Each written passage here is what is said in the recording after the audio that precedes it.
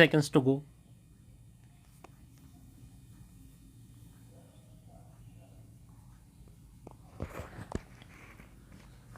Start.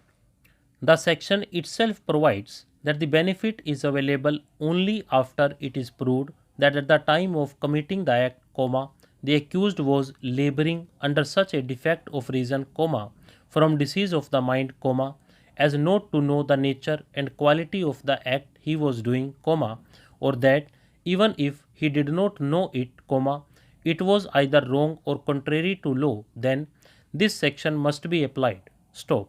The crucial point of time for deciding whether the benefit of this section should be given or not, is the material time when the offense takes place. Stop.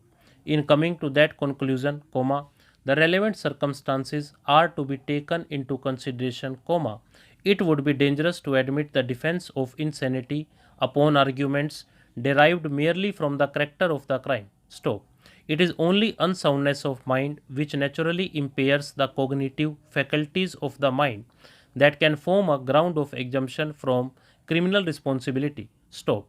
Stephen, in History of the Criminal Law of England, volume 2, page 166, has observed that if a person cut off the head of a sleeping man because it would be great fun to see him looking for it when he woke up, would obviously be a case where the perpetrator of the act would be incapable of knowing the physical effects of his act.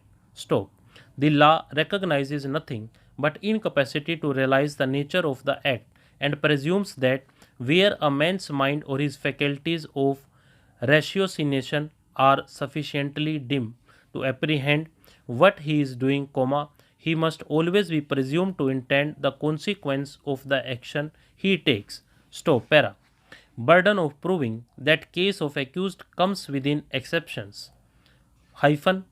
When a person is accused of any offense, the burden of proving the existence of circumstances bringing the case within any of the general exceptions in the Indian Penal Code, 45 of 1860, or within any special exception or proviso contained in any other part of the same code, or in any law defining the offense, is upon him, and the court shall presume the absence of such circumstances. Stop. Para.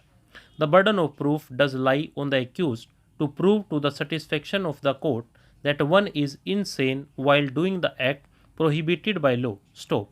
Such a burden gets discharged based on a prima facie case and reasonable materials produced on his behalf. Stop. The extent of probability is one of preponderance. Stop.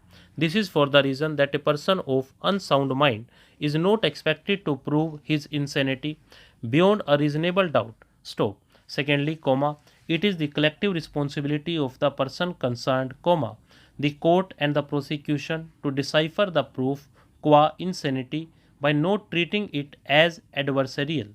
Stop. Though a person is presumed to be sane, once there are adequate materials available before the court, the presumption gets discharged. Stop. Para. Section 105 of the Indian Evidence Act, which places the burden of proving, has its exceptions. Stop. Though, as a general principle, the onus is upon the person accused to bring his case under the exception, dealing with the case under section 84 of the IPC, one has to apply the concept of preponderance of probabilities. Stop. The aforesaid provision has to be read along with section 8 of the Indian Evidence Act. Stop. The better way to reconcile the aforesaid provision would be to have a look into the behavior and conduct before, during and after the occurrence. Stop. Para. As section 84 of the IPC has its laudable objective behind it, the prosecution and the court have their distinct roles to play. Stop. The agency has to take up the investigation from the materials produced on behalf of the person claiming unsoundness. Stop.